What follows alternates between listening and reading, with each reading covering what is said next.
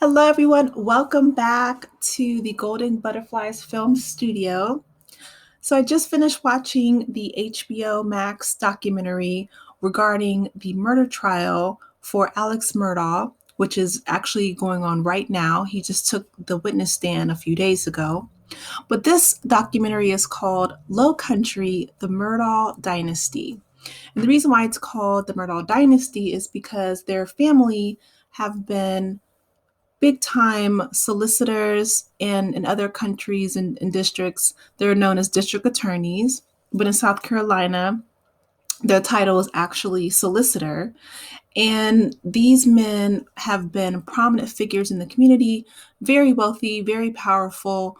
And this legacy with the Murdaugh family has gone back about a century. So, for approximately 100 years, the Murdaughs have been the prosecutors, and not only in the criminal courts, but also in the civil courts. So, they have really been in charge of law and order in this county, Hampton County, South Carolina, for the past 100 years. And so it all started back with Alex's great great grandfather, Rudolph Murdaugh, and then there's Randall Murdaugh, and then there is Richard Murdaugh, his grandfather, but his nickname is Buster.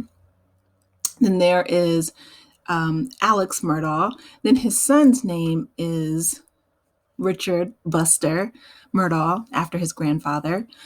And his son was actually going to go to law school as well, the University of South Carolina. He did get expelled for plagiarism, but I'm sure he'll land on his feet because his family is so powerful, well connected, and well known in that area. So this is a picture of their law firm, and this is a picture of the Murdaugh family before we lost Maggie and Paul. So on the far left, we have Richard, quote unquote, Buster Murdaugh.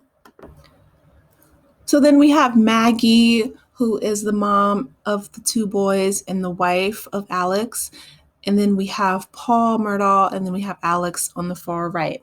So as I said, they're all dressed up in tuxedos, and she has in a very expensive fur coat.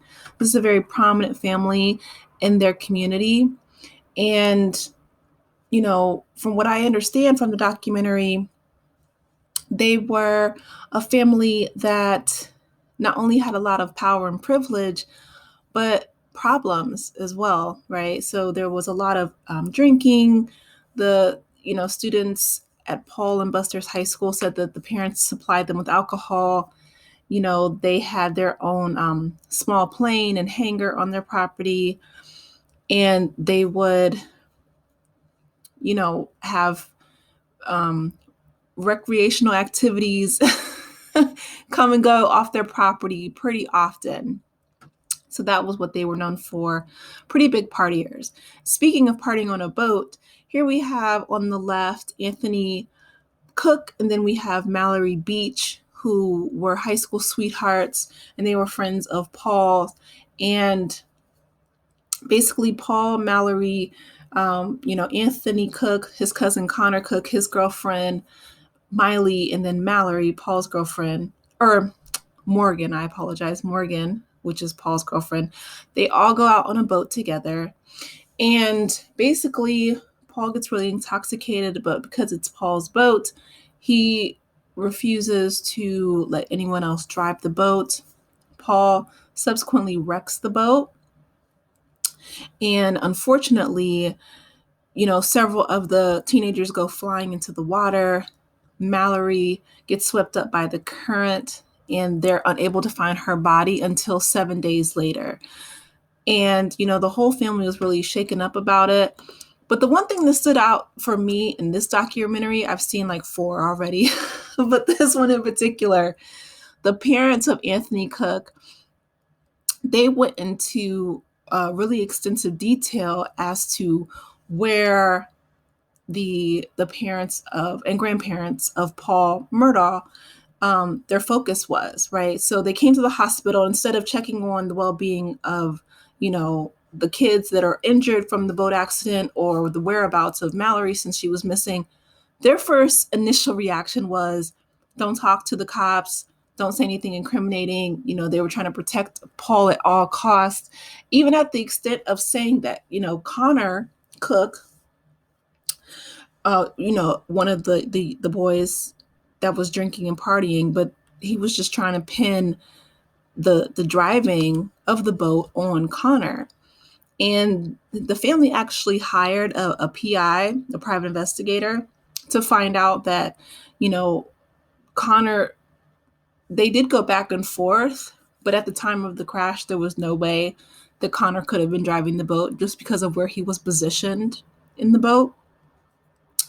But Anthony's dad was really upset because him and Alex were really good friends growing up. Like I said, it's a small town and everyone knows everyone. So he was like, he was trying to sacrifice my child and throw him under the bus in order to save Paul. So he said that was an eye-opening moment and he was really upset about that. So here we have Morgan on the left. And she was Paul's girlfriend. And she said that, he didn't treat her very well. He was really abusive, unfortunately. And so she's, kind of teary-eyed here, but she dated him for 4 years. And you could tell that she was really struggling because, she said she didn't leave him because, when things were good, they were really good. But,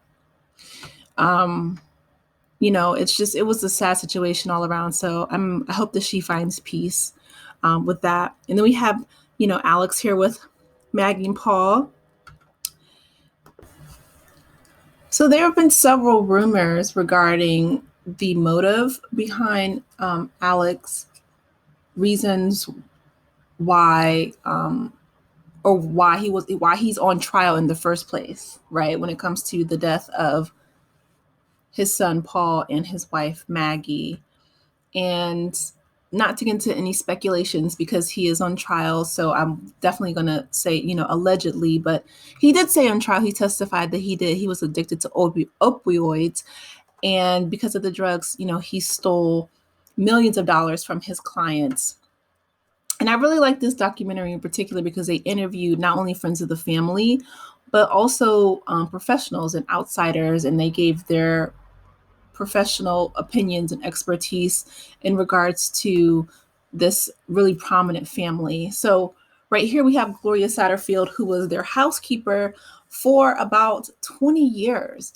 And, she had 2 sons of her own. And she, toppled down the steps and she was in a coma for about a month. When they called 911, the Murdaugh said that the dogs, she tripped over the dogs. And I feel like they're really the only ones who know the truth about what happened. But the really sad thing is that her family was promised a settlement for around $4.3 million, I believe, $4,300,000.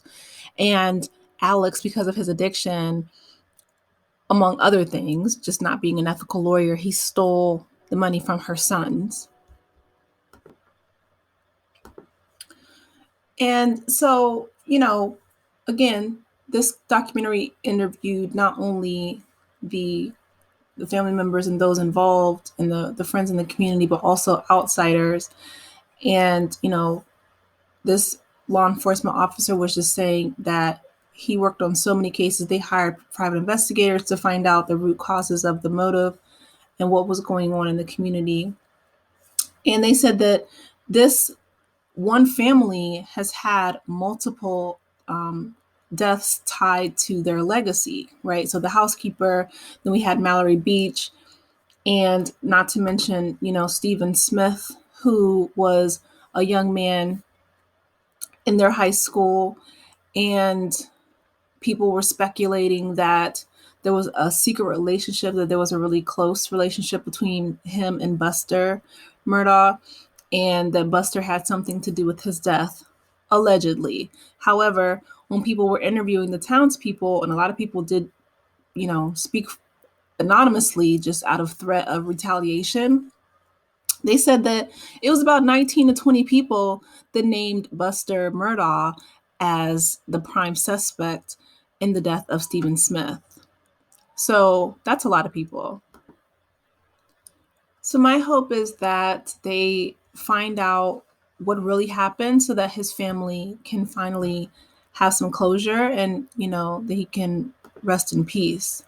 But here is one of the older Murdaugh men and, behind the law library. I find it really ironic that Alex Murdaugh is on trial for a double homicide in the same courtroom that, his ancestor, his great grandfather's picture is on the wall.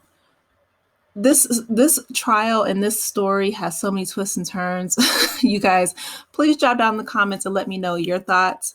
And hopefully, you have a chance to watch the documentary. It's really good. It's really informative. Please like, share, and subscribe to the channel if you haven't done so already. And I will talk to you later. Take care, guys. Bye.